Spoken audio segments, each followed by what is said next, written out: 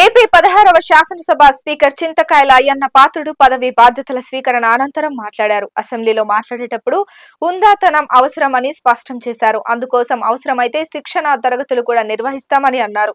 సమస్యలను సభలో ఎలా ప్రస్తావించాలో తెలుసుకోవాలని సూచించారు. శాసనసభ కార్యకలాపాలను రాష్ట్ర ప్రజలంతా చూస్తారని 16వ శాసనసభకు గుర్తింపు వచ్చేలా ఎమ్మెల్యేలందరూ సహకరించాలని స్పీకర్ హోదాలో అయ్యన్న పాత్రుడు విజ్ఞప్తి చేశారు. ప్రజలు మనకు ఇచ్చింది పదవి కాదు, బాధ్యత. ఈ సభలో చాలా ప్రత్యేకతలు ఉన్నాయి. మహిళా ఎమ్మెల్యేలు, ఉన్నత విద్యావంతులు, కొత్త మంత్రులు ఉన్నారు. నేను ఈ సభలో తక్కువ మాట్లాడతా, మీకు ఎక్కువ అవకాశం ఇస్తా. ప్రజలకు పనికొచ్చే విధంగా అందరం కలిసి ఈ సభను గౌరవ సభగా నడిపించుకుందామని అయ్యన్న పాత్రుడు పేర్కొన్నారు.